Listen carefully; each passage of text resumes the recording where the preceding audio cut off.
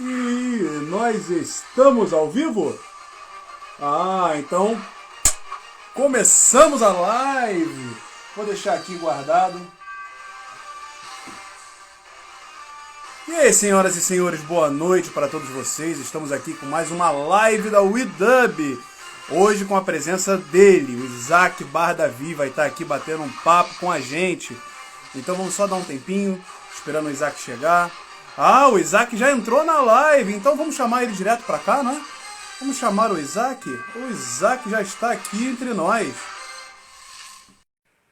Chamei, agora é só aguardar. O Isaac Bardavi, 70 anos só de profissão. Isaac Bardavi. Tudo bem, Isaac? Tá me ouvindo? Estou te ouvindo. Como é que eu devo tratar você? Caio Norte? Caio como? Não, Caio do Norte é o nosso amigo que vai participar aqui da live com a gente. Eu sou o João Vitor Balboa. João Vitor Balboa, muito prazer. João? Isso, o nome do seu neto, inclusive. Tá, muito prazer. Muito prazer. Ó, vou chamar aqui o Caio do Norte, que está aqui com a gente. Foi ele que entrou em contato e está aqui, vai participar dessa live, desse bate-papo junto com a gente. Primeiramente, eu queria agradecer pela sua presença, um homem do seu gabarito aqui com a gente. É uma honra para esse canal. Olha o Caio aí conosco. Muito obrigado. A honra é nossa. A honra é toda nossa. A Isaac, honra é nossa. Esse é o Caio. Caio do Norte. Eu sou o Caio. Eu sou o Caio. Norte. Tudo bem? Tá bom, vamos lá. Isaac. O que é que vocês desejam de mim? Isaac, a gente queria bater aquele papo, ouvir um homem da sua experiência falar da vida, da profissão, desses momentos que estamos passando, de tudo por um geral. Vamos começar pelo seu livro. Pelo seu livro, vamos que está aqui. Olha aqui, uma coisa. Eu tenho um problema seríssimo de audição. Se vocês falarem junto, eu não entendo nada. Fala um de cada vez, por favor. Tá bem? Perfeitamente. Então, faça a pergunta. Faça a pergunta e eu respondo. Eu tento responder, pelo menos. Isaac, eu estou aqui com o seu livro, aqui atrás, e ele tem um autógrafo seu, feito para mim. E eu queria saber de onde surgiu a sua ideia de escrever esse livro. Oh, rapaz, isso vai longe. Curiosamente, o desejo de escrever, o desejo de ser ator, aconteceram na mesma época, há 70 e poucos anos atrás, quando eu tinha 17 anos. Naquela época, nós nos juntávamos em grupo, na rua, para bater papo. 2, 3 amigos. Naquela época, sem desdouro para a juventude da época de hoje, não havia vícios piores, se é que você me entende. Sim. O nosso vício era conversar sobre arte, sobre cinema, teatro, música, essas coisas. Então, um dia, um dos amigos, já falecido, disse: vamos escrever versos? Então, nós dissemos, vamos fazer uma aposta, vamos ver quem é que consegue fazer um soneto primeiro. Eu tinha 17 anos na época. E nós fizemos essa aposta. Eu fiz um soneto e eles também fizeram.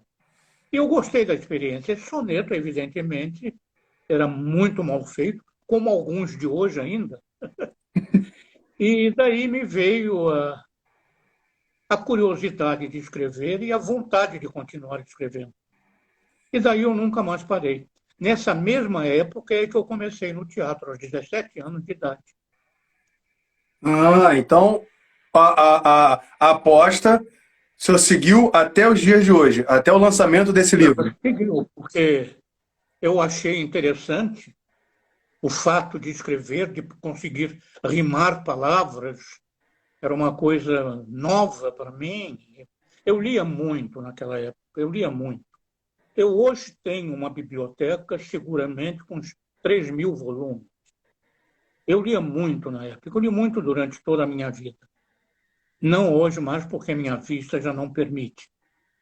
Mas gostei da experiência de escrever e continuei escrevendo a vida toda. E fui engavetando, engavetando, engavetando, e engavetei coisas durante 70 anos, se você me acredita. 70 Em anos. 1916, agora, em 1916, eu tenho um primo em Joinville. Ele tem um filho que, na época isso foi em 1916. Não, em 1910, o filho desse meu primo fez 3 anos de idade. E eu fui a Joinville visitá-lo.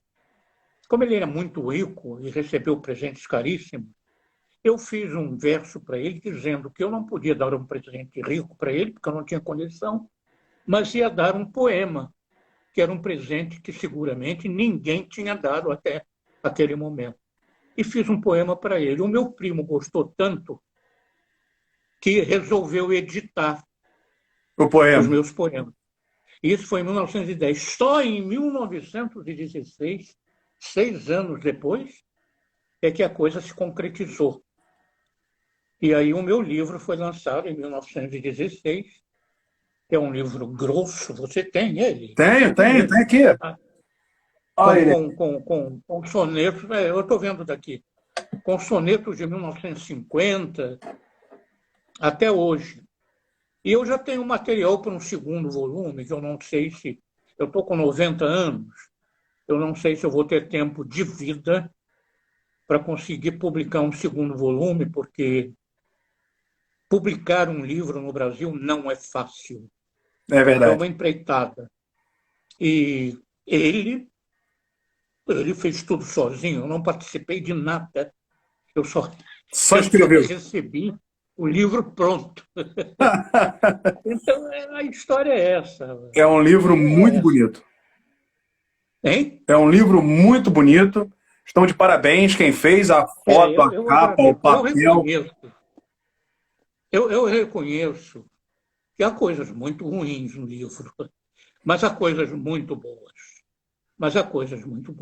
Como tudo acontece. Mozart tem músicas que não são geniais. Não é ninguém, como eu digo num soneto, se é que você já leu o livro, como eu digo num soneto, ninguém é sábio 7 dias por semana. Há um dia em que o sábio também prevarica e faz as suas bobagens. Conta-se como verdade que Goethe, esse grande alemão Goethe, ele se trancava no escritório dele para escrever. E tinha uma gata que arranhava a porta para entrar. Para ele não ser incomodado pelo ruído, ele mandou fazer um buraco na porta por onde a gata entrava, sem arranhar a porta. A gata teve gatinhos. Aí ele mandou fazer ao lado do buraco grande um buraco pequenininho para passar o filho. O gatinho passar, como se ele não pudesse passar pelo grande. E ele era um gênio. Para você ver como a vida é curiosa e apresenta coisas curiosas. Até os gênios se equivocam. Se equivocam. Então, quem quiser comprar esse livro, como é que faz? Isso aí tem que ser pela internet, através do meu neto. Entra na página... Como é que faz na página? João Bardavi. Hein? João, pode mandar mensagem para o seu Instagram. Pode mandar mensagem para o... Eu tenho Instagram? Tem, você está nele. Estamos falando através dele. A mulher do meu neto aqui me auxiliando, porque eu tinha medo de não ouvir você, e ela que está do meu lado, caso eu precise de alguma ajuda. Manda um beijo para ela por nós.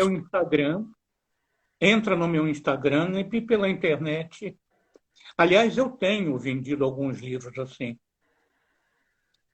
Eu, eu, através do meu neto. eu recomendo, é uma ótima leitura para quem gosta de versos, sonetos. É um livro, não achei caro, pelo volume do livro. Tem livros menores que são É, muito mais caros, então é bem acessível. Indico todos vocês que estão assistindo essa live a adquirirem o livro do Isaac. eu agradeço a publicidade. Que isso, Agradeço. é uma honra. Isaac, você não vai se lembrar, mas nós participamos da novela O Rei Davi, na Record. Você participou? Eu participei da novela também. É? Ele. Só que acontecia um caso curioso. Sempre que eu tentava chegar próximo de você para falar alguma coisa, acontecia alguma coisa e eu não conseguia falar com você. Que impedia você de falar. Eu não Que conseguia. personagem? Que personagem você fez no Rei Davi? Ah, eu fui soldado 47, soldado 2. É figuração, então. Eu fiz elenco de apoio. É, elenco de apoio, sim. Eu estava nas batalhas, então eu estava O Rei sempre Davi. O Rei buscando. Davi foi modéstia à parte, eu acho que o Rei Davi foi um papel importante que eu fiz na televisão. Eu gosto muito do meu trabalho no Rei Davi. É uma série muito boa. Inclusive, ela estava até pouco É. tempo na Netflix. Eu não sei se ela ainda está na Netflix, mas até pouco tempo atrás dava para assistir. É? Dava para assistir ela online. Aí sempre que eu chegava, a maquiagem chegava, eu não conseguia falar contigo. Começava a gravação, começava a arrumar e eu não conseguia. Anos depois, eu consegui no lançamento do seu livro. Por isso que eu comecei essa história falando do seu livro, porque foi o seu livro que possibilitou esse encontro. Que interessante isso. Interessante. Que interessante. O Marcelo Coutinho está aqui na live junto com a gente. Nós fizemos a última live com o Marcelo Coutinho e ele falou muito bem de você. Aí eu falei, então o próximo convidado tem que ser Isaac Bardavi. Ele está dizendo aqui que o senhor estudou música na Itália. Não, eu não estudei exatamente música. Eu fui convidado a estudar, mas joguei essa possibilidade para o alto por uma infantilidade que eu fiz na época. Eu troquei o meu estúdio de canto, não era de canto, por, por uma paixão repentina que eu tive e joguei essa possibilidade para o alto para viajar com uma moça que eu conheci na época. Enfim, não era para ter sido. Não era para eu ter sido cantor, era para eu ter sido ator, que eu fui a minha vida toda. E entre os seus trabalhos estão novelas, e o senhor fez novela, se eu não me engano, eu tenho a minha cola aqui. A primeira novela do senhor Eu foi já tenho a colinha o aqui. Porto, o A Porto primeira? dos Sete Destinos. Não, não foi a primeira. Foi uma das primeiras, foi na TV Rio. A Sim. primeira novela que eu fiz, você talvez nem saiba que existiu essa emissora. Foi na TV Continental, uma emissora que houve no Rio de Janeiro, numa novela chamada Os Três Mosqueteiros. A história dos Três Mosqueteiros. Eu não sabia que E existiu. depois, na TV Tupi, eu fiz uma novelinha das 5 horas chamada Pé de Vento. Aí sim é que eu fui para a TV Rio e aí eu participei da novela O Porto dos Sete Destinos, em que eu fazia um maneta. Uhum. É isso aí. Em Ao 1965. todo. Hein? Em 1965, isso. Sim. Ao todo, eu fiz cerca de 43 novelas. Ao todo, entre todas as emissoras. Então chegou a fazer Só novela na também na TV Só Excelsior. na TV Globo, eu fiz 26 novelas.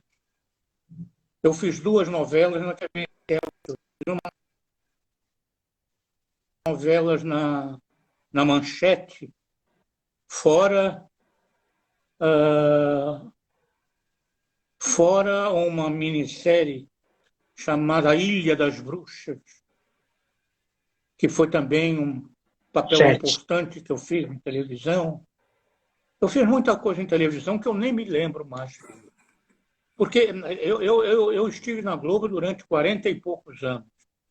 E eu participei de toda a grade humorística da TV Globo nesses 40 e poucos anos, fora as novelas que eu fiz. Né?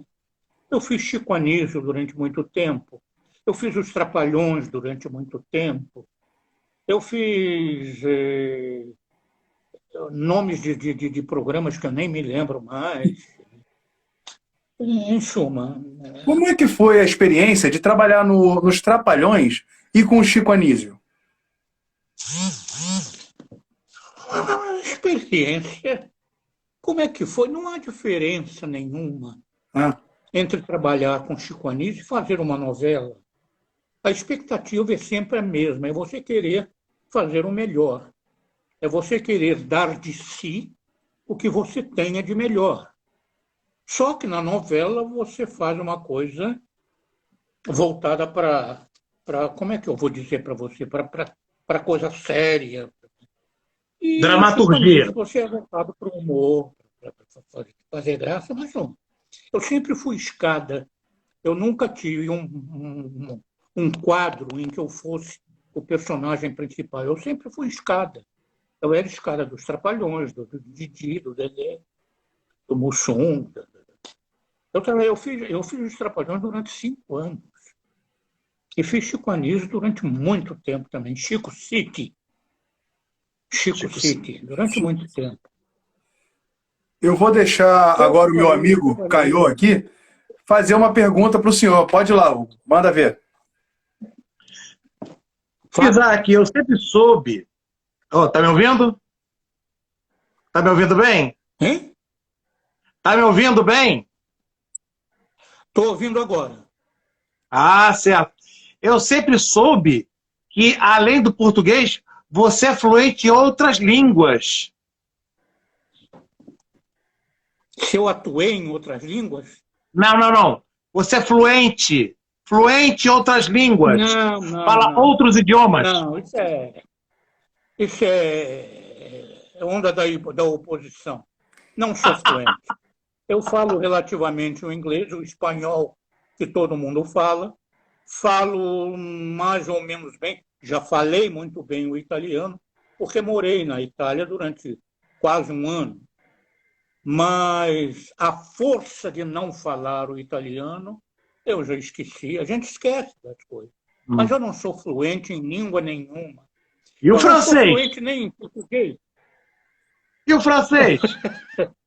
Eu Fez não um sou francês fluente nem em maravilhoso. Hein? Fez um Diga pra francês mim. maravilhoso em A Espera de um Milagre. À espera de um milagre? É um filme que você Não fazia entendi. um personagem francês, com sotaque francês, falava francês. Não. Mas isso é outra coisa. Por exemplo, qual é o nome do filme? Esse filme do Spielberg, Contatos Imediatos, Uhum. no terceiro Foi grau, só tem um personagem que fala francês o tempo todo. Eu dublei ele. Mas É. eu tinha um assessor do meu lado. Que falava inglês fluente, que falava francês fluentemente, e as coisas que eu não sabia, ele me ditava. Entendeu? Mas eu dublei em francês, sim. Mas um dos filmes, se tanto. Isaac, Não entrando... há mérito nenhum nisso. Entrando agora no campo da dublagem, o senhor começou a dublar em 58, se não estou enganado, isso? Não, estamos aqui. Como é que é? Tá me ouvindo? O sinal estava fraco, voltou. Tá conseguindo ouvir? A conexão tinha falhado. Voltou agora. A conexão falhou. Voltou agora. Mas tá conseguindo me ouvir agora? Tô. Beleza. Tô. Você começou a dublar em 58, não é isso? Sim.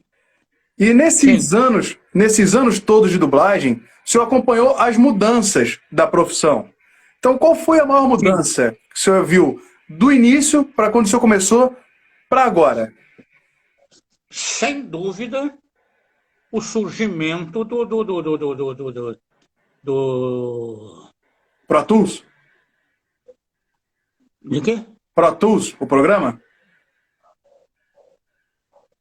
Não, antigamente você dublava. A mudança maior foi que hoje você dubla pelo computador. Antigamente, você, para dublar uma cena com 8 pessoas, você tinha que ter 8 pessoas dentro de um estúdio abraçadas diante de um microfone. Hoje, uma cena de 8 pessoas, você grava isoladamente a sua parte, cada um dubla isoladamente a sua parte, e depois o Pro Tools monta e você tem a cena dublada perfeitamente. A maior mudança que houve foi a computação, sem dúvida. O isolamento do dublador, né? Hein? O isolamento do dublador. Que antes tinha um convívio, tinha a contracenação. Hoje em dia é todo mundo sozinho, separado. Sim, muita gente acha que há diferença, que houve uma diferença entre dublar sozinho e dublar em conjunto. Se a dublagem em conjunto não te dava mais calor humano, digamos assim. Tá bem, eu até admito que possa ter sido, mas a diferença é tão mínima, a diferença é tão pequenina, que o espectador do lado de cá não percebe. Sim. Eu afirmo a você com toda certeza, o espectador não percebe a diferença entre uma coisa e outra. Só um sujeito, um ouvido muito apurado, perceberia a diferença entre uma dublagem em conjunto e uma dublagem isolada. E, Isaac, aqui na live, nós temos muitos dos que estão assistindo, eles estão querendo entrar na profissão de dublagem. Qual é o conselho que o senhor consegue passar para os iniciantes na dublagem? Aqueles que querem entrar na dublagem, Isso. eu aconselho a não fazer isso. Poxa, Isaac! Eu estou falando sério. É uma coisa, é tão difícil sobreviver da dublagem no Brasil. Querido, eu dublo desde 58. Eu dublei cerca de 40 a 45 mil filmes. Se eu morasse nos Estados Unidos, eu estava muito rico. Muito rico. Aqui no Brasil, você é pessimamente remunerado pela dublagem e é muito difícil sobreviver porque nós temos muitos dubladores para pouca demanda. Pouca demanda. Embora nós tenhamos muitos estúdios, o grupo selecionado que mais dubla é sempre o mesmo. Porque os diretores chamam sempre os melhores.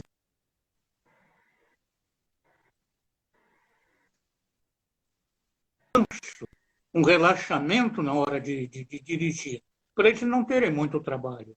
Então, sempre os melhores dubladores é que dublam muito. Os que dublam mais ou menos vão ficando à margem, vão ficando para trás. E há uns que quase nunca são chamados. Então, viver da dublagem no Brasil é muito difícil.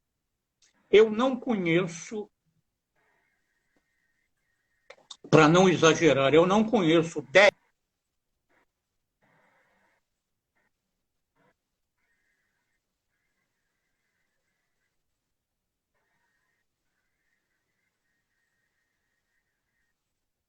alguma coisa além.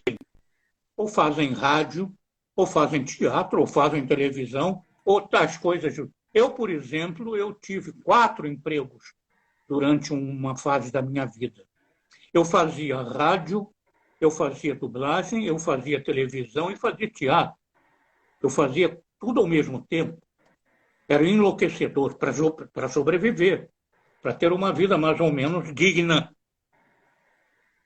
Mas como é muito difícil viver só de dublagem, hoje em dia também é muito difícil você ter 4 empregos simultaneamente.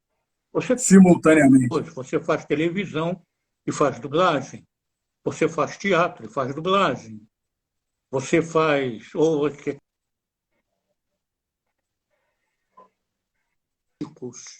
dubladores.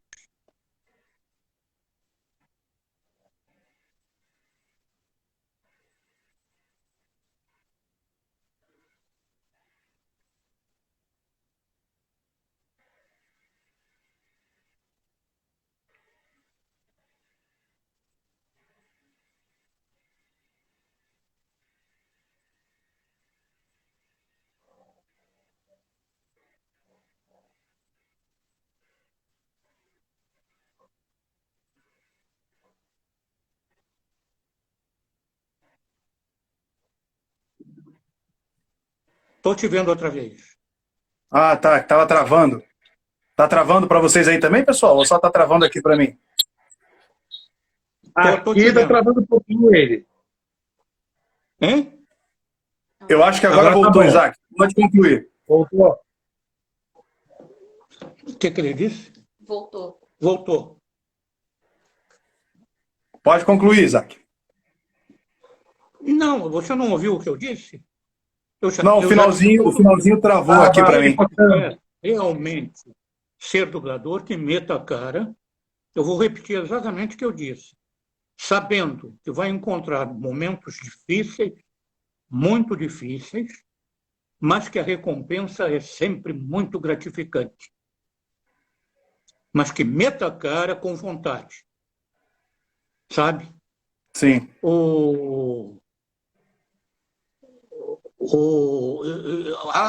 Quando eu comecei a fazer teatro, um diretor me disse: você tem que ter, deixa eu ver se eu me lembro.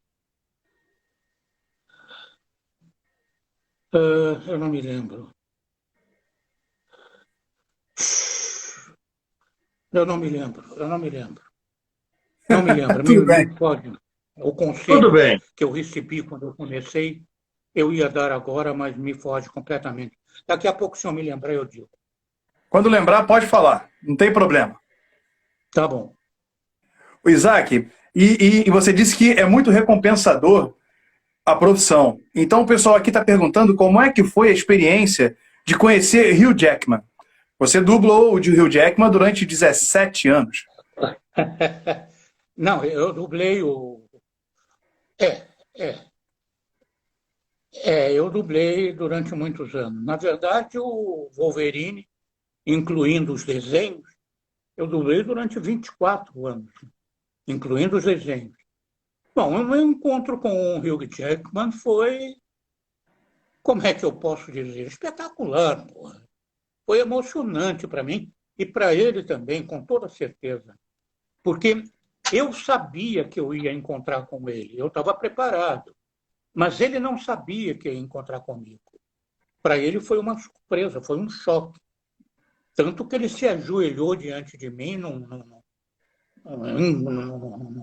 ato de quase que impensado e foi muito gratificante, foi muito gratificante. Foi muito bom ter Foi uma conhecido grande o valorização. Hein? Foi uma grande valorização do seu trabalho e da profissão da dublagem. Foi uma grande valorização do seu trabalho e da profissão da dublagem. Sem dúvida foi.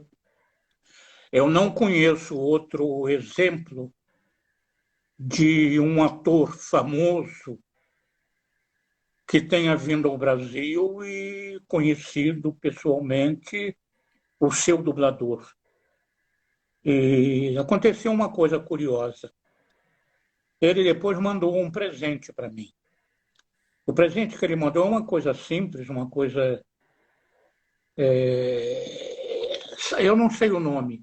Essas que os soldados usam durante a guerra, aquelas plaquetas. Ah, a plaquinha de identificação. Identificação. Ele mandou para mim, escrito Isaac Bardavid, e do outro lado, Logan. Logan. É. Aí eu mandei dizer a ele que eu teria preferido que ele me mandasse $100.000. Ah, justo. É justo, é justo. Ô, Isaac, Mas foi muito simpático da parte dele, esse presentinho que ele mandou para mim. Está lá pendurado na minha parede. ô, Isaac, eu tive muito com o Ricardo Schnetzer Sim, e ele contava algumas histórias de você como diretor de dublagem. sim. Aí, as histórias que ele me contava com o diretor de dublagem, eu ficava imaginando como é ser dirigido por Isaac Bardavi e a quantidade de coisas que você conseguiu vivenciar como diretor de dublagem. Aí, teria alguma história para compartilhar aqui com a gente, da sua época de direção? Eu dirigi dublagem durante 40 e poucos anos. É difícil você pensar Uma história. nesse tempo todo. Houve um dublador chamado Valdemar Rocha. Vocês não conhecem porque ele já é falecido há muito tempo. No tempo em que não havia computador, em que nós dublávamos projetor a carvão ainda, e não havia nem som na tela. E a gente dublava pelo gestual do personagem. Então eu sabia, por exemplo, quando o sujeito estava de costas, quando ele levantava o braço, que ele dizia hello. Quando tirava o som da tela, na hora que ele levantava o braço, eu dizia hello, porque eu dublava, a gente dublava pelo gestual. Uhum. Era uma coisa de louco. Nós fomos desbravadores mesmo naquela época. Sim.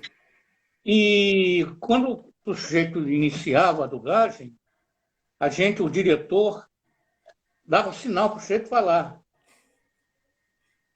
E esse Valdemar Rocha, que Deus o tenha, ele estava dublando e eu fazia assim.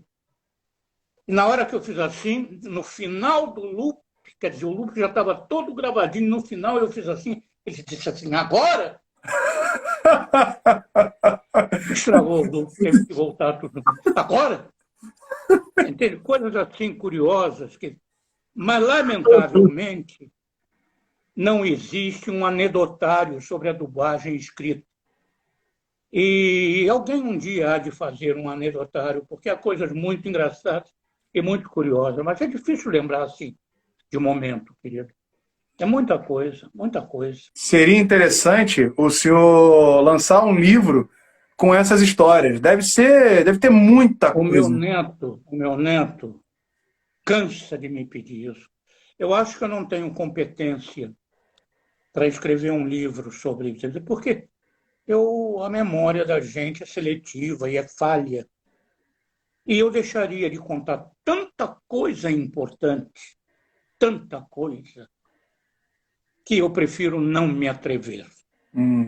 Eu prefiro não me atrever.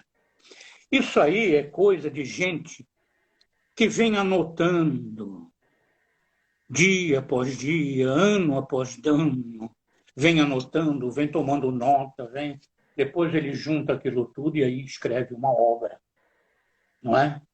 Eu, quando comecei a dublar, eu tomava nota do nome do filme, do personagem que eu fazia e de quanto eu ganhava. Eu, quando comecei a dublar, eu fazia isso. Eu comecei a dublar uma série chamada Charlie Chan. E eu anotava tudo direitinho. Ao longo do tempo, depois que eu enchi um cara.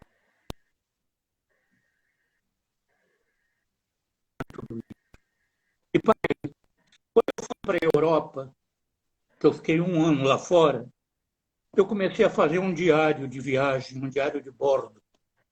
Comecei desde a minha partida até a chegada à Itália, e coisas que eu via, teatro, museus. Tá? Um dia eu deixei de escrever à noite, porque cheguei muito cansado, ou tinha bebido demais, eu não me lembro. Deixei de escrever. deixando de escrever uma noite, digo, amanhã eu escrevo o de hoje, de amanhã. E aí, no dia seguinte, eu também no dia, e aí Parou. parei de escrever completamente. Eu tenho na minha casa, eu digo na minha casa porque eu estou aqui na casa da minha filha. Eu tenho na minha casa ainda o início desse, Desse material. desse diário manuscrito. Eu ainda tenho o início. E às vezes eu pego para ler e eu fico pensando, por que que eu não continuei, né? Isso sim daria uma obra das coisas que eu fiz, das coisas que eu passei. Esse momento em que eu joguei a minha carreira de cantor para o alto, Do alto. por paixão de uma moça que eu conheci, estava tudo relatado ali. E eu parei de escrever por preguiça, por achar que era uma bobagem, sei lá. Há coisas que a gente faz na vida que não explica, não tem explicação. Por que que você fez? Sei lá, por que que eu fiz, não sei. Não sei, não deu Faz vontade. parte, Isaac. É uma pena, Bom, seria muito interessante ter um livro. A gente, eu, ao cabo de 90 anos de vida, eu errei muito em tanta coisa, mas também acertei tanto em tantas outras. A vida é feita desse equilíbrio, né? Uhum. A vida é feita desse equilíbrio. Seja você quem for, você nunca é absolutamente bom, nem absolutamente mal. Você é uma mescla de todas essas coisas. Houve quem dissesse que você é a fusão de vários eus. Você é um eu com a sua namorada, você é um eu diferente com seu pai, você é um eu diferente com seu amigo, você é um eu diferente com o seu subalterno, você é um eu diferente com o seu superior. Você nunca é o mesmo com toda a classe de pessoas com quem você convive. Nunca. Nunca. É Mas verdade. você não faz isso por querer. Isso não faz parte da natureza humana. É inconsciente. O É Isaac, inconsciente. aqui nós temos a presença da Sumara Luiz. E ela falou assim: ele me dirigiu em De Air quem? Force. Sumara Luiz. Sumara Lois. Isso. Sim. Aí nós estávamos falando de direção e ela comentou aqui: ele me dirigiu em Air Force. Provavelmente Air Force One. Air Force é um filme com. Harrison Eu me Ford. lembro. Ela fez Glenn Close. Excelente. Excelente. Ela fez Glenn Close. Eu me lembro Nós dessa temos, então, direção. nós temos aqui o diretor do filme e nós temos aqui uma das protagonistas do filme. Isso ia dar uma história maravilhosa, juntar duas pessoas para conversar sobre esse filme, ia dar assunto para um livro inteiro. É assim que se surgem as histórias. Por isso eu estou aqui dando mais uma vez um incentivo para você escrever esse livro de memórias. Nós aqui desse lado vamos adorar ler esse livro. Eu nem sei se eu tenho tempo de vida para isso. Ah, isso daí Eu só o posso tempo vai até. dizer. Eu posso até. Não, eu ia dizer uma coisa que pode parecer uma promessa e não é. Não é uma promessa. Eu posso pegar.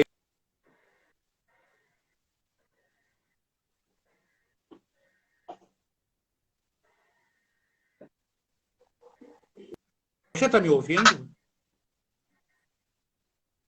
Está me ouvindo? Tava Porque travando, agora eu escureceu a escutei, tela. agora voltou. Eu posso pegar esse início de diário de bordo que eu fiz e ver se vale a pena continuar. Talvez não. Mas não é uma promessa, é uma curiosidade que, de repente, eu posso até. Mas a Luiz, a Sumara, parou de dublar. Ela hoje não dubla mais. É uma pena. É excelente a dubladora. Eu acho que ela voltou. É? Eu acho que Se ela ela voltou. voltou, eu ignoro. Eu ignoro. Durante essa pandemia, eu me afastei. Há um ano que eu não dublo. Quer dizer, eu dublei 2 ou 3 vezes em casa, mas eu tenho feito em casa trabalhos de locução, que não precisam de sincro. Uhum. Mas eu praticamente há um ano que eu não dublo, por causa da pandemia, que eu não dublo presencialmente. Eu não vou aos estúdios, eu tenho medo. Então, eu Mesmo não após sei a do que vacina? eu não sei do que está se passando na dublagem. Alguma coisa as pessoas me dizem, outras não. A gente tem perdido muitos colegas. Ultimamente a gente teve 4 mortes que me abalaram de verdade, de verdade. Colegas nossos de muitos anos que Sim, foram embora muito cedo. sim. Enfim, pergunte. Não, esse momento, por isso que eu quis fazer essa live, porque no momento de tanta tristeza, ter uma live com uma pessoa tão icônica na dublagem é uma coisa para poder aliviar um pouco esse sentimento, escutar boas histórias e poder ter essa troca. Por isso que essa live é tão importante. E aí, aproveitando, o senhor comentou que está escutando pouco. E como você consegue dublar escutando pouco? Porque para a gente que está aqui está perfeito. Ah, não, mas eu tenho um aparelho auditivo. Mesmo assim, minha audição não é perfeita. Mas com o fone posto aqui, você não ouve por aqui, você ouve por esse osso aqui, ó. Você põe o fone aqui e eu ouço perfeitamente. E tem esse aparelhozinho que eu ouço aqui, que eu posso aumentar o volume através desse aparelho. Eu posso aumentar o som da tua voz agora, se eu quiser, aumentar um pouquinho ou diminuir. Ah, sim. E eu tenho dublado muito bem. E os operadores de som, todos eles me conhecem muito. Eles me ajudam, aumentam um pouquinho aqui, um pouquinho ali. Eu sempre dublei muito bem. Eu tenho perda de audição desde 2007. Há 14 anos que eu tenho perda de audição. Eu sempre dublei perfeitamente, perfeitamente. Eu vejo Não me os atrapalha em trabalhos, nada. eu vejo os Não me trabalhos e atrapalha não em nada. vejo problema nenhum, não vejo diferença nenhuma para quem Não. assiste. Como é que é? Para quem assiste, não tem Sim. diferença nenhuma no seu trabalho. Se eu pegar o seu trabalho, o Claro, Logan, claro, se eu pegar o Logan, que é claro. 2017, e pegar E o filme dos anos 90, mesmo porque o diretor só diz ok se ele achar que está bom, é claro. Ele não deixa passar um loop que seja mal dublado ou mal interpretado, na opinião dele. Ele só dá ok se a coisa estiver de acordo com ele, se a coisa estiver bem. Então não há diferença nenhuma. Como eu disse, para o espectador, essas pequenas coisas não têm nenhum sentido, porque ninguém percebe as diferenças. Ninguém percebe. sim. Só quando é uma coisa assim muito gritante. Ou no caso, alguém que não sabe dublar, que não é o seu caso, óbvio. É. Eu, por exemplo,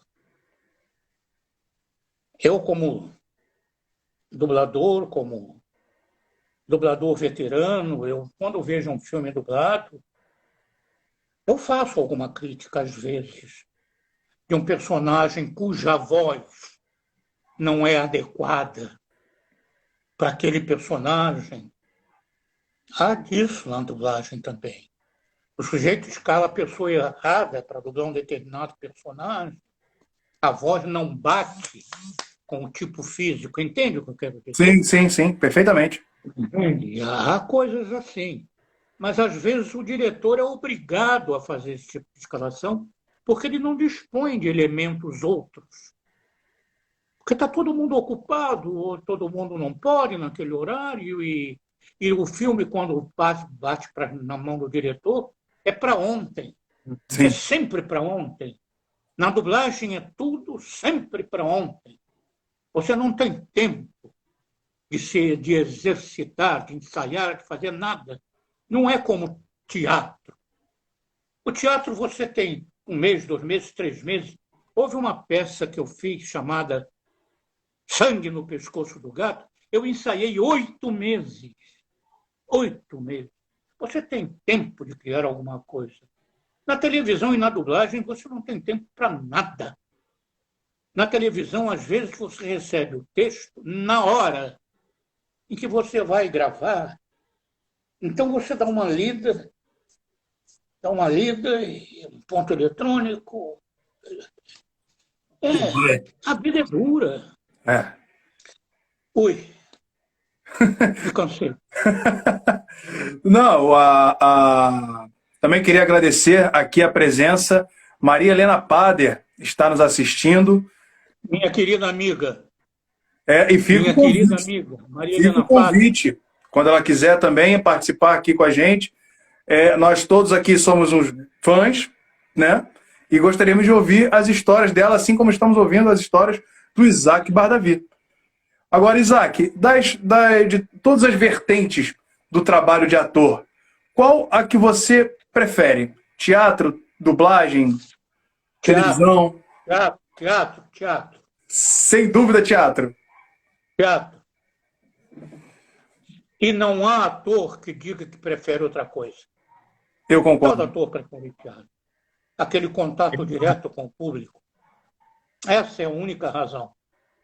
Contato direto. O contato direto com o público. E no teatro, se você errar, você tem que se virar para consertar na hora. Porque não para recompor. Não. Na dublagem você erra, você repete. Na televisão você erra, você corta, repete. No teatro não tem isso. No teatro, ou você faz ou não faz. E você pegou a era de ouro do teatro do Brasil, né? Ou você é ou não é. E no teatro você pegou a era de ouro do Brasil. Quem? No teatro você pegou a era de ouro do Brasil, onde os teatros viviam lotados. Teatro de revista, teatro de repertório. Sim. Todos esses você participou. Então você viu como é que ficou a mudança do teatro para os tempos atuais. Porque hoje em dia, infelizmente, os teatros estão vazios. Não. Hoje só tem stand-up. Exatamente. Hoje só tem stand-up, mas nada. O teatro psicológico, o teatro trágico, o teatro dramático, o teatro psicológico, eu já disse, um teatro de Ibsen, por exemplo, ninguém mais. Um Tennessee Williams. Teatro grego, né? As grandes peças, né? O teatro se transformou numa me falta a palavra, numa necessidade urgente de fazer o povo rir. Rir, só tem comédia. O povo rir. É stand-up. Ninguém mais faz nada para fazer o povo pensar. Porque pensar é perigoso. Sabe? Pensar é perigoso. Então, vamos dar pão e circo. O velho pão e circo. O velho pão e circo. E qual foi a última peça que o senhor fez? Não entendi? Qual foi a sua última peça? A última peça foi Um Estranho no Ninho. Clássico, Um Estranho no Ninho. Clássico, Estranho no Ninho. Essas peças... E a anterior foi o Diário de Anne Frank. A anterior foi o Diário de Anne Frank, também um clássico. Qual foi o seu personagem na Anne Frank? Eu fiz... Eu esqueço o nome do personagem. Anne Frank é uma peça muito... Você conhece a história? Conheço, da guerra, não é? A menina do porão. Que rouba o pão de noite. Que rouba o pão furtivamente porque estava com fome. E aí é descoberto. Esse foi o seu personagem? Eu fiz esse personagem importante na peça, muito importante, mas eu esqueço o nome do personagem. É uma história muito boa. Infelizmente, não tem mais público para essas histórias. Não Aonde tem. você encontra essas histórias? Não sei. Eu não sei se tem público ou não. Você só pode fazer, você só pode saber fazendo. Eu já ouvi dizer que a televisão não apresenta coisas clássicas, músicas clássicas, porque o povo não gosta. Não gosta do escambau. Se você não mostra, como é que você vai saber se o povo gosta ou não gosta? Você tem que fazer. Aí você vai ter uma noção exata de se o povo gosta ou se ele não gosta. Você tem que apresentar, você não pode pressupor que você não faz determinada coisa porque o povo não vai gostar. Não é? Concordo. Eu penso assim. Me falavam muito isso quando eu tentava fazer. Me falavam muito isso quando eu tentava botar peças, espetáculos na Zona Norte, aqui do Rio de Janeiro. Falavam, não, lá não tem público para isso, lá não vai funcionar, tem que ser na Zona Sul. Eu falava, como não vai funcionar? O povo sai da Zona Norte para assistir os espetáculos em Copacabana, no centro. Por que não bota aqui? Só que você tem que brigar com as pautas de teatro que só querem comédia e stand-up. Exatamente. Então fica complicado. Mas, Isaac, nós falamos aqui dos seus filmes, das novelas, das peças. Tem uma apresentação não, desculpa, um filme seu, um personagem, que é o Tigrão. Aquele personagem, eu já vi em alguma entrevista você falando que era um personagem que foi o mais difícil que você fez. Sem dúvida. Por quê? Por que esse foi o mais difícil? Porque ele fala muito depressa, ele fala sibilando, assim, ele fala cuspindo, e ele intercala as falas dele com uma risadinha aguda, que é muito difícil de falar, de fazer, entremeando nas falas, essa risadinha, e a rapidez com que ele fala, eu considerava na época, e ainda considero, o dublador do Tigrão no original um gênio. Mas aí eu fui informado de que ele não dublava, ele primeiro fazia e depois põe um desenho em cima. Voz original. Está entendendo? O original. Porque era uma perfeição, era muito difícil de acompanhar a rapidez com que ele falava. E cantava, e ria, e cuspia. É muito difícil, muito difícil. E você fez o Tigrão durante quantos anos? Uns 15 anos. Uns 15 anos, direto fazendo o Tigrão? Uns 15 anos, sem dúvida. É um personagem... Eu dublei durante muito tempo os personagens que fizeram sucesso. Não é da tua época. Em 1960, eu dublei durante 6 ou 7 anos um filme chamado Bonanza. Não é da tua época. Já ouvi falar, Bonanza. O Esqueleto eu dublei para mais de 10 anos também. Sim. O Tigrão. O Wolverine eu dublei 24 anos, incluindo o desenho. Eu sempre dublei durante muito tempo certos personagens. A Super Máquina. Né? A série A Super Máquina. Não entendi. Kit, o carro da Super Máquina, a série. Super Máquina, eu não me lembro quanto tempo eu dublei. Você está falando... Mas eu dublei enquanto durou. Enquanto durou a série, eu dublei a Super Máquina. Mas teve uma dublagem, você falou do Esqueleto, teve uma dublagem mais recente do Esqueleto, que relançaram a animação do He-Man, que mostra como o Esqueleto virou o Esqueleto. Ou eu estou enganado? Não entendi. Teve uma animação nova do He-Man que você deu Sim. voz ao esqueleto, que mostra como é que o esqueleto virou o esqueleto. Não, não me lembro disso. Eu vou botar Foi aqui pro gravado pessoal. na Cinevídeo, com direção do Jorge Vasconcelos. Ah, sim. Eu fiz. Lembrou? É, Você lembrou do Jorge? Eu fiz. Essa... A gente esquece. Ah, normal. Esquece, é muita coisa. Essa é a nova, mas- a última versão do esqueleto. Que você dublou, foi essa última versão. Foi. E teve o filme também. Anterior a isso tudo, teve o filme live action do He-Man. Mestres do Você chegou a Universo. Como dublar é que é? O quê? o live action do He-Man? Não estou entendendo. É um filme live chamado action. Mestres do Universo, onde você fazia o esqueleto. Travou, não deu para ouvir o nome do filme que ele falou porque travou. Não deu para ouvir o nome do Mestres filme. do Universo. É a versão carne e osso do He-Man. Mestres do Universo. Ah! Mestres do Universo, o longa, Isso. eu considero um dos grandes trabalhos de dublagem que eu fiz em dublagem. Eu dublei esse filme em São Paulo há muitos anos. Mestres do Universo. Dublei, sim.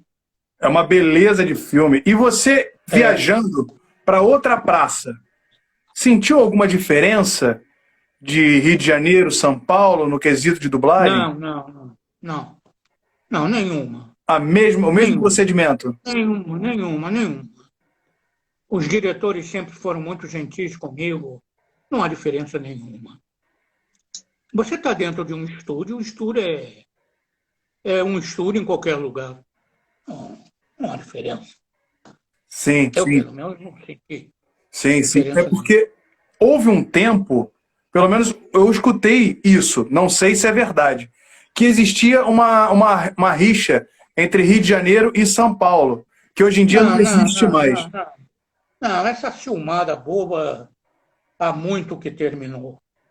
Ao contrário, é porque no início, há muitos anos, o Rio de Janeiro tinha mais trabalho que São Paulo. Então, muito dublador de São Paulo vinha para o Rio de Janeiro e tomava lugar dos dubladores daqui, e ocupava o lugar aqui. Hoje é o contrário. São Paulo tem mais trabalho do que o Rio, e muito dublador do Rio de Janeiro está se passando para São Paulo. Hoje está acontecendo exatamente o oposto. Tem muito dublador do Rio de Janeiro que hoje está radicado em São Paulo, porque lá oferece mais quantidade, digamos assim, de trabalho. Mas essa rixa é bobagem. É coisa É como o antiga. Brasil e Argentina. Não tem nada. É para fazer o... Gente, eu estou ficando cansado.